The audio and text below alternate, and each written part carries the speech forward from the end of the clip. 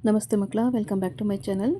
ಇವತ್ತು ನಾವು 6ನೇ ತರಗತಿಯ ವಿಜ್ಞಾನದಲ್ಲಿ ನೀರಿನ ಸ್ಥಿತಿಗಳ ಮೂಲಕ ಒಂದು ಪಯಣ ಈ ಒಂದು ಅಧ್ಯಾಯಕ್ಕೆ ಸಂಬಂಧಪಟ್ಟಂತಹ LBA ಪ್ರಶ್ನೆ ಪತ್ರಿಕೆ ಉತ್ತರ ಸಹಿತವಾಗಿ ನೋಡ್ತಾ ಹೋಗೋಣ ಮಕ್ಕಳ. ಫಸ್ಟ್ ಹೆಡ್ಡಿಂಗ್ ನೋಡಿ. ಈ ಕೆಳಗೆ ಕೊಟ್ಟಿರುವ ಪ್ರತಿ ಪ್ರಶ್ನೆಗೆ ನೀಡಿರುವ 4 ಪರ್ಯಾಯಗಳಲ್ಲಿ ಅತ್ಯಂತ ಸೂಕ್ತ ಉತ್ತರವನ್ನು ಆರಿಸಿ ಬರೆಯಿರಿ. ಮೊದಲನೇದಾಗಿ, ನೀರಿನ 3 ಸ್ಥಿತಿಗಳು. ಆಯ್ಕೆಗಳು: ಮಂಜುಗಡ್ಡೆ, ನೀರು, ಎಣ್ಣೆ. ಘನ, ಅರೆಘನ, ಅನಿಲ. ಘನ, ದ್ರವ, ಅನಿಲ ಹಾಗೂ ಮಂಜುಗಡ್ಡೆ, ಮೋಡ, ನೀರಾವಿ. ಇದಕ್ಕೆ ಸರಿಯಾದ ಉತ್ತರ ಆಯ್ಕೆ ಸಿ, ಘನ, ದ್ರವ, ಅನಿಲ. ಎರಡನೇದಾಗಿ, ಈ ಕೆಳಗೆ ನೀಡಲಾದ ನೀರಿನ ಯಾವ ಸ್ಥಿತಿಯು ತನ್ನ ಆಕಾರವನ್ನು ಪಡೆಯುತ್ತದೆ ಹಾಗೂ ಒಂದು ಸ್ಥಿರ ಪರಿಮಾಣವನ್ನು ಹೊಂದಿರುತ್ತದೆ?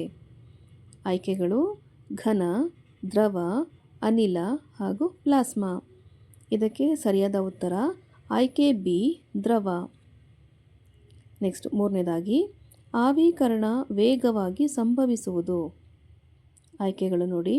ಕಡಿಮೆ ತಾಪಮಾನ ಬಿದ್ದಾಗ, ಹೆಚ್ಚಿನ ಗಾಳಿ ಮತ್ತು ಬಿಸಿಲು ಇದ್ದಾಗ, ಮೋಡ ಕವಿದಾಗ ಹಾಗೂ ಮೇಲಿನ ಯಾವುದೂ ಅಲ್ಲ. ಇದಕ್ಕೆ ಸರಿಯಾದ ಉತ್ತರ ಆಯ್ಕೆ ಬಿ, ಹೆಚ್ಚಿನ ಗಾಳಿ ಮತ್ತು ಬಿಸಿಲು ಇದ್ದಾಗ.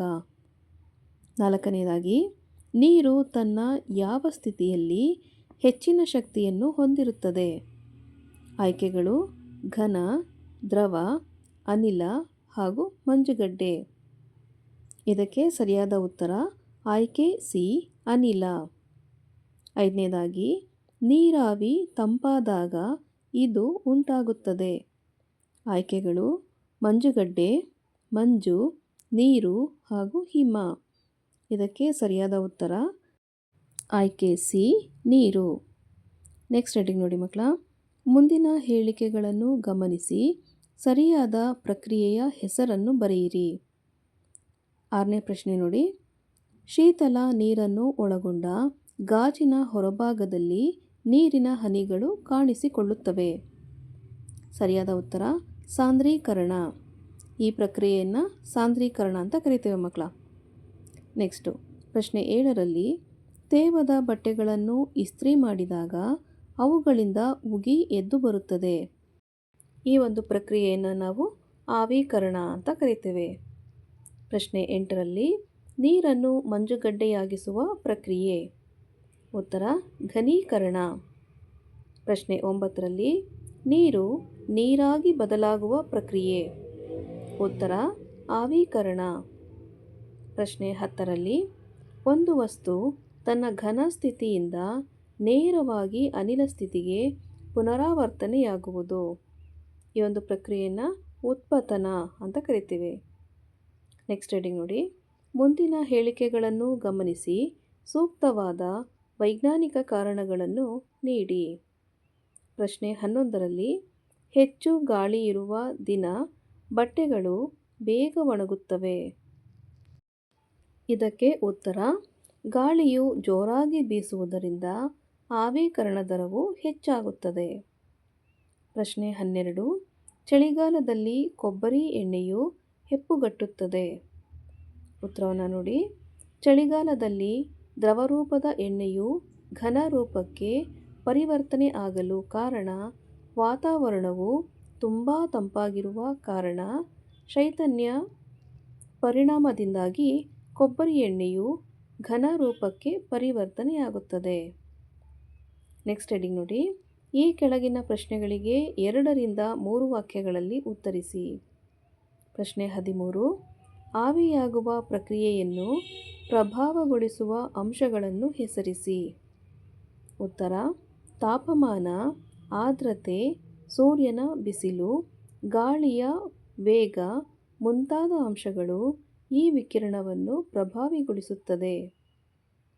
ನೆಕ್ಸ್ಟ್ ಪ್ರಶ್ನೆ 14, ದ್ರವ ನೀರಿನ ಮತ್ತು ನೀರಾವಿಯ ಲಕ್ಷಣಗಳನ್ನು ಪಟ್ಟಿ ಮಾಡಿ. ಉತ್ತರ: ನೀರು ತನ್ನ ಘನ ರೂಪದಲ್ಲಿ ಅಂದರೆ ಮಂಜುಗಡ್ಡೆ ರೂಪದಲ್ಲಿ ಇರಬೇಕಾದರೆ ಪಾತ್ರೆಯಿಂದ ಒಂದು ಪಾತ್ರೆಗೆ ಬದಲಾಯಿಸಿದರೂ ಆಕಾರ ಮತ್ತು ಪರಿಣಾಮದಲ್ಲಿ ಯಾವುದೇ ಬದಲಾವಣೆ ಉಂಟಾಗುವುದಿಲ್ಲ. ದ್ರವ ರೂಪದ ನೀರು ಒಂದು ಪಾತ್ರೆಯಿಂದ ಮತ್ತೊಂದು ಪಾತ್ರೆಗೆ ಬದಲಾಯಿಸಿದಾಗ ತನ್ನ ಆಕಾರವನ್ನು ಬದಲಾಯಿಸುತ್ತದೆ, ಆದರೆ ಪರಿಮಾಣದಲ್ಲಿ ಯಾವುದೇ ಬದಲಾವಣೆ ಹೊಂದುವುದಿಲ್ಲ. ನೀರಾವಿ ತನ್ನ ಆಕಾರ ಮತ್ತು ಪರಿಣಾಮ ಎರಡರಲ್ಲೂ ಬದಲಾವಣೆಯನ್ನು ಕಾಣಬಹುದು, ಹೆಚ್ಚು ಸ್ಥಳವನ್ನು ಆಕ್ರಮಿಸುತ್ತದೆ. ನೆಕ್ಸ್ಟು ಪ್ರಶ್ನೆ 15. ಆವೀಕರಣ ಎಂದರೇನು? ಉತ್ತರ: ಯಾವುದೇ ಒಂದು ದ್ರವವು ತನ್ನ ತಾಪಮಾನದಲ್ಲಿ ಹೆಚ್ಚು ಬದಲಾವಣೆಯಾಗದೆ ತನ್ನ ದ್ರವ ಸ್ಥಿತಿಯಿಂದ ಅನಿಲ ಸ್ಥಿತಿಗೆ ಪರಿವರ್ತನೆಗೊಳ್ಳುವುದನ್ನು ಆವೀಕರಣ ಎನ್ನುವರು. ಪ್ರಶ್ನೆ 16. ದ್ರವಿಸುವಿಕೆ ಎಂದರೇನು? ಉತ್ತರ: ಘನ ವಸ್ತುಗಳನ್ನು ದ್ರವ ಸ್ಥಿತಿಗೆ ಪರಿವರ್ತಿಸುವ ಪ್ರಕ್ರಿಯೆಯನ್ನು ದ್ರವೀಕರಣ ಎನ್ನುವರು. ಪ್ರಶ್ನೆ 17. ಘನೀಕರಣ ಎಂದರೇನು? ಉತ್ತರ: ದ್ರವ ವಸ್ತುವನ್ನು ಘನ ಸ್ಥಿತಿಗೆ ಪರಿವರ್ತಿಸುವ ಪ್ರಕ್ರಿಯೆಗೆ ಘನೀಕರಣ ಎನ್ನುವರು. ಪ್ರಶ್ನೆ 18. ಉತ್ಪತನ ಎಂದರೇನು? ಉತ್ತರ: ಒಂದು ಬದಲಾವಣೆಯಲ್ಲಿ ಘನ ವಸ್ತು ದ್ರವ ಸ್ಥಿತಿಗೆ ಬರದೆ ನೇರವಾಗಿ ಅನಿಲ ಸ್ಥಿತಿಗೆ ಬದಲಾವಣೆಯಾಗುವುದನ್ನು ಉತ್ಪತನ ಎನ್ನುವರು. ನೆಕ್ಸ್ಟ್ ಹೆಡಿಂಗ್ ನೋಡಿ ಮಕ್ಕಳ. ಈ ಕೆಳಗಿನ ಪ್ರಶ್ನೆಗಳಿಗೆ 3-4 ವಾಕ್ಯಗಳಲ್ಲಿ ಉತ್ತರಿಸಿ. ಪ್ರಶ್ನೆ 19. ಮೋಡಗಳು ಹೇಗೆ ಉಂಟಾಗುತ್ತವೆ? ಮಳೆ ಹೇಗೆ ಆಗುತ್ತದೆ? ಉತ್ತರ: ಭೂಮಿಯ ಮೇಲ್ಮೈನಿಂದ ಎತ್ತರಕ್ಕೆ ಚಲಿಸಿದಂತೆ ಅದು ತಂಪಾಗುತ್ತಾ ಸಾಗುತ್ತದೆ. ನಿರ್ದಿಷ್ಟ ಎತ್ತರಗಳಲ್ಲಿ ಸಾಮಾನ್ಯವಾಗಿ ಧೂಳಿನ ಕಣಗಳ ಸುತ್ತಲೂ ಗಾಳಿಯಲ್ಲಿರುವ ನೀರಾವರಿಯು ಹನಿಗಳಾಗಿ ರೂಪುಗೊಳ್ಳುವಷ್ಟು ಗಾಳಿ ತಂಪಾಗುತ್ತದೆ. ಈ ಸಣ್ಣ ಹನಿಗಳು ಗಾಳಿಯಲ್ಲಿ ತೇಲುತ್ತವೆ ಮತ್ತು ಮೋಡಗಳಾಗಿ ರೂಪುಗೊಳ್ಳುತ್ತವೆ. ನೀರಿನ ಅನೇಕ ಸಣ್ಣ ಹನಿಗಳು ಒಟ್ಟಾಗಿ ಸೇರಿ ನೀರಿನ ದೊಡ್ಡ ಹನಿಗಳಾಗುತ್ತವೆ. ದೊಡ್ಡದಾದ ಕೆಲವು ಹನಿಗಳು ಭಾರದಿಂದ ಕೆಳಗೆ ಬೀಳಲು ಆರಂಭಿಸುತ್ತವೆ. ಬೀಳುವ ಈ ನೀರಿನ ಹನಿಗಳನ್ನು ಮಳೆ ಎಂದು ಕರೆಯುತ್ತೇವೆ. ಪ್ರಶ್ನೆ 20. ಜಲಚಕ್ರ ಎಂದರೇನು? ಜಲಚಕ್ರದ ಪ್ರಕ್ರಿಯೆಯ ತೋರಿಸುವ ಚಂದವಾದ ಚಿತ್ರವನ್ನು ಬರೆದು ಭಾಗಗಳನ್ನು ಗುರುತಿಸಿ.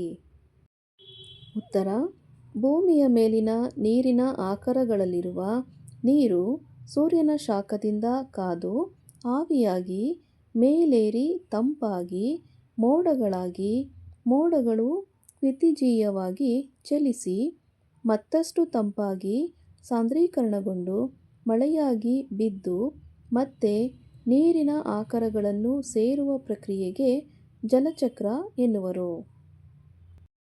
ಮಕ್ಕಳ, ಈ ಉತ್ತರದ ಜೊತೆಗೆ ನೀವು ಜಲಚಕ್ರದ ಪ್ರಕ್ರಿಯೆಯ ಅಂದವಾದ ಚಿತ್ರವನ್ನು ಸಹ ಬಿಡಿಸಿ ಪ್ರಾಕ್ಟೀಸ್ ಮಾಡ್ಕೋಬೇಕಾಗತ್ತೆ. ಅರ್ಥ ಆಯ್ತಲ್ವಾ ಮಕ್ಕಳ? ಈಗ ನಾವು ಮರು ಸಿಂಚನದ ಕಡೆಗೆ ಗಮನ ಹರಿಸೋಣ. ಪ್ರಶ್ನೆ 1ರಲ್ಲಿ ವಸ್ತು ಎಂದರೇನು?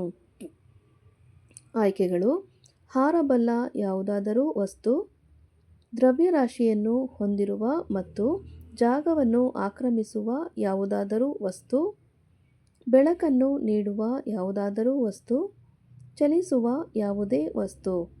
ಇದಕ್ಕೆ ಸರಿಯಾದ ಉತ್ತರ ಆಯ್ಕೆ ಬಿ, ದ್ರವ್ಯರಾಶಿಯನ್ನು ಹೊಂದಿರುವ ಮತ್ತು ಜಾಗವನ್ನು ಆಕ್ರಮಿಸುವ ಯಾವುದಾದರೂ ವಸ್ತು.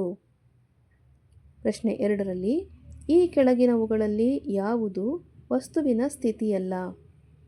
ಆಯ್ಕೆಗಳು: ಘನ, ದ್ರವ, ಗಾಳಿ ಹಾಗೂ ಅನಿಲ.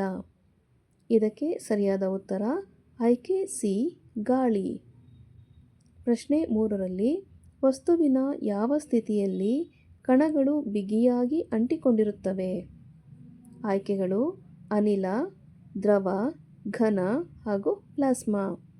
ಇದಕ್ಕೆ ಸರಿಯಾದ ಉತ್ತರ ಘನ. ಪ್ರಶ್ನೆ 4ರಲ್ಲಿ ಅನಿಲಗಳು ಡ್ಯಾಶ್ ಅಂತ ಕೊಟ್ಟಿದ್ದಾರೆ. ಆಯ್ಕೆಗಳನ್ನು ನೋಡಿ.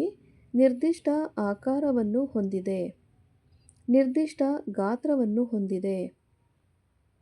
ತುಂಬಿದ ಜಾಗವನ್ನು ಆಕ್ರಮಿಸಿ ತುಂಬಿಕೊಳ್ಳುತ್ತದೆ. ಚಲಿಸಲು ಸಾಧ್ಯವಿಲ್ಲ. ಇದಕ್ಕೆ ಸರಿಯಾದ ಉತ್ತರ ಆಯ್ಕೆ ಸಿ, ತುಂಬಿದ ಜಾಗವನ್ನು ಆಕ್ರಮಿಸಿ ತುಂಬಿಕೊಳ್ಳುತ್ತದೆ. ಪ್ರಶ್ನೆ 5ರಲ್ಲಿ ಈ ಕೆಳಗಿನವುಗಳಲ್ಲಿ ಯಾವುದು ದ್ರವ್ಯವಾಗಿದೆ? ಆಯ್ಕೆಗಳು ಐಸ್, ಮರ, ನೀರು ಹಾಗೂ ಕಬ್ಬಿಣ. ಇದಕ್ಕೆ ಸರಿಯಾದ ಉತ್ತರ ಆಯ್ಕೆ ಸಿ, ನೀರು. ಮಕ್ಕಳ, ಇಲ್ಲಿಗೆ ನೀರಿನ ಸ್ಥಿತಿಗಳ ಮೂಲಕ ಒಂದು ಪಯಣ ಈ ಒಂದು ಅಧ್ಯಾಯಕ್ಕೆ ಸಂಬಂಧಪಟ್ಟಂತಹ LBA ಪ್ರಶ್ನೆ ಪತ್ರಿಕೆ ಉತ್ತರ ಸಹಿತವಾಗಿ ಮುಕ್ತಾಯಗೊಂಡಿದೆ ಮಕ್ಕಳ. ಈ ಒಂದು ವಿಡಿಯೋ ನಿಮಗೆ ಇಷ್ಟ ಆದಲ್ಲಿ ದಯವಿಟ್ಟು ನಮ್ಮ ಚಾನಲ್ನ ಲೈಕ್ ಮಾಡಿ, ಶೇರ್ ಮಾಡಿ, ಸಬ್ಸ್ಕ್ರೈಬ್ ಮಾಡಿಕೊಂಡು ನಾವು ಹಾಕುವಂಥ ಎಲ್ಲ ವಿಡಿಯೋ ನೋಡ್ತಾ ನಮ್ಮನ್ನು ಎನ್ಕರೇಜ್ ಮಾಡ್ತಾ ಹೋಗಿ ಮಕ್ಕಳ. ಹಾಗೆ ಕಮೆಂಟ್ ಸೆಕ್ಷನ್ ಪಕ್ಕದಲ್ಲಿ ಒಂದು ಹೈಪ್ ಅನ್ನೋ ಬಟನ್ ಇದೆ, ದಯವಿಟ್ಟು ಅದನ್ನು ಸಹ ಪ್ರೆಸ್ ಮಾಡಿ. ಇದರಿಂದ ನಿಮ್ಮ ಹಾಗೆ ಬೇರೆ ವಿದ್ಯಾರ್ಥಿಗಳು ಈ ಒಂದು ವಿಡಿಯೋನ ನೋಡೋದಕ್ಕೆ ಅನುಕೂಲ ಆಗುತ್ತೆ ಅಂತ ಹೇಳ್ತಾ ಈ ವಿಡಿಯೋನ ಇಲ್ಲಿಗೆ ಮುಕ್ತಾಯಗೊಳಿಸ್ತಾ ಇದ್ದೀನಿ ಮಕ್ಕಳ. Thank you for watching. Bye bye.